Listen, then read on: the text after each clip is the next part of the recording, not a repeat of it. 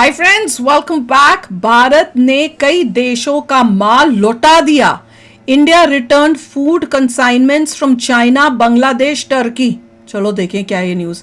Video शुरू करते हैं। वीडियो शुरू करने से पहले अगर आप चैनल पर नए हो और आपने अभी तक सब्सक्राइब नहीं किया तो जल्दी से पहले सब्सक्राइब के बटन और बेल आइकन को क्लिक कर लो ताकि आपको हमारे सारी न्यू वीडियोस के नोटिफिकेशन मिल जाएं जैसे हम अपलोड करें। अगर आपको वीडियो पसंद आता है प्लीज लाइक एंड शेयर। चलिए शुरू करते हैं। और दूसरे दो चैनल्स उनको भी सब्सक्राइब कर लेना, लिंक से डिस्क्रिप्शन बॉक्स में, वहां पे भी आपके रिक्वेस्टेड वीडियोस आ रहे हैं।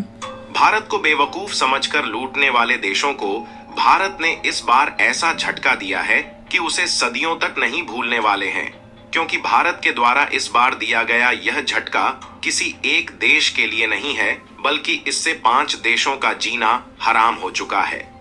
दरअसल देखा जाए तो भारत एग्रीकल्चरल प्रोडक्शन के मामले में एक बहुत बड़ा देश है और भारत में अनाजों से लेकर फल और सब्जियां तक भारी मात्रा में प्रोड्यूस होती है। लेकिन इसके बावजूद भी कई फल और मेवे समेत कुछ विशेष प्रकार के अनाज ऐसे हैं जिसको हमें दूसरे देशों से ही खरीदना पड़ता है। और भारत की इसी मजबूरी का फायदा पिछले कुछ सालों से जापान, श्रीलंका, बांग्लादेश और तुर्की जैसे देश उठा रहे थे, जिसमें ये ज्यादातर भारत में लो क्वालिटी के फूड प्रोडक्ट भेजकर भारत से पैसा लूट रहे थे। लेकिन अब इनकी लूटखोरी पर भारत ने ताला लगा दिया है और खबर निकल कर आ रही है कि भारत में चीन, जापान, श्रीलंका, बांग्लादेश और तुर्की से आने वाले ढेर सारे फूड कंसाइनमेंट को फूड सेफ्टी का कारण बताकर भारत ने सीधे तौर पर रिजेक्ट करके वापस भेज दिया है, जिससे इन 5 देश को भारत की तरफ से एक साथ इतना बड़ा झटका लगा है कि ये सदियों तक नहीं चाइना से क्या आ रहा है खाने में। और भारत में रद्दी क्वालिटी वाले खाने पीने के प्रोडक्ट को भेजने की तो बात छोड़िए, ये इस मामले में भारत को आंख उठाकर भी देखने की कोशिश नहीं करेंगे। पूरी डेवलपमेंट क्या है इस वीडियो में समझते हैं, लेकिन आगे बढ़ने से पहले इस वीडियो को लाइक करके चैनल को सब्सक्राइब जरूर कर लीजिए, क्योंकि यह आपके लिए तो 1 सेकंड का काम है, लेकिन इससे हमारी काफी बड़ी मदद होती है। दरअसल देखा जाए तो खाने पीने के सामानों के प्रोडक्शन के मामले में भारत का एक प्रमुख स्थान है।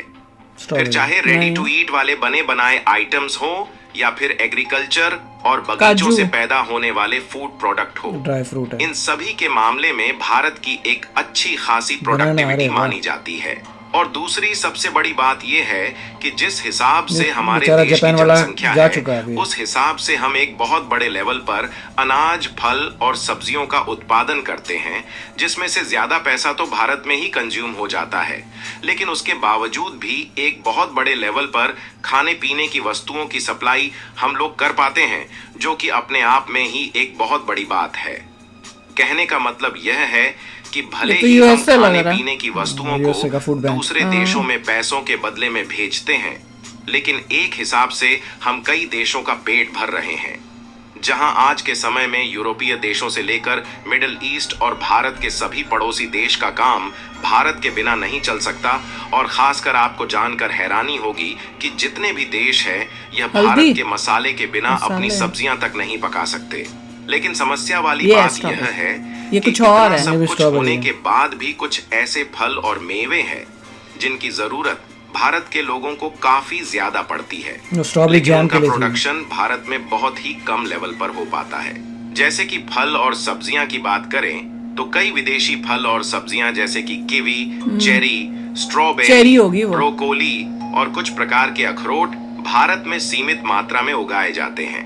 कुछ दुर्लभ और महंगे मसाले जैसे कि केसर, जायफल और दालचीनी का उत्पादन भारत में बहुत कम होता है। दालचीनी यहाँ तक कि कुछ खास तरह के एडिबल ऑयल जैसे कि जैतून का तेल, अलसी का तेल और अखरोट का तेल भारत में बहुत कम मात्रा में उत्पादित होते हैं। का भी तेल और सीधी सी बात है कि जिन चीजों की भारत में जरूरत है और उनका प्रोडक्शन यदि भारत में कम होगा तो हमें दूसरे देशों से मंगाना ही पड़ेगा। और इन सब चीजों को हम लोग ज्यादातर कोशिश करते हैं कि भारत के नजदीकी और पड़ोसी देशों से खरीदा जाए, क्योंकि पड़ोसी देशों की दूरी कम होने के कारण ट्रांसपोर्टेशन लागत काफी ज्यादा बचती है, जिससे यह सभी फूड कंसाइनमेंट काफी सस्ते पड़ जाते हैं। जिसमें हम लोग ज्यादातर फूड कंसाइनमेंट चीन, बांग्लादेश और श्रीलंका से मंगाते हैं। लेकिन इन सब के बावजूद भी कई फूड प्रोडक्ट ऐसे हैं जो कि भारत के इन पड़ोसी देशों में भी नहीं मिल पाते, इसलिए बाकी के कुछ फूड प्रोडक्ट हम लोग तुर्की से मंगा लेते हैं और कुछ फूड प्रोडक्ट को तो जापान से मंगाना पड़ जाता है। जापान से लेकिन भी आपको कुछ आता जानकर है। हैरानी क्या होगी आता है? मैं तो कि कैसे- कभी कभी यह देश भारत की इसी मजबूरी का फायदा उठाने लगते हैं, क्योंकि जाहिर सी बात है कि पड़ोसी देश होने के नाते ट्रांसपोर्टेशन लागत कम लगने के कारण इनके द्वारा भारत में भेजे गए फूड प्रोडक्ट की लागत कम होती है। तो कुल मिलाकर फूड के कंसाइनमेंट भारत को सस्ते में मिल जाते हैं। तो ऐसे में इन्हें लगता है कि चाहे जो कुछ भी हो जाए, भारत इन फूड प्रोडक्ट को इन्हीं देशों से खरीदेगा। इसीलिए कभी कभी यह सामानों को भेजने में भी देरी करते हैं। लेकिन वह तो अलग की बात हो गई। सबसे बड़ी समस्याएं तब खड़ी होने लगीं जब इन देशों ने भारत को बेवकूफ बनाना शुरू कर दिया और भारत में लो क्वालिटी के सामानों को भेजना शुरू कर दिया।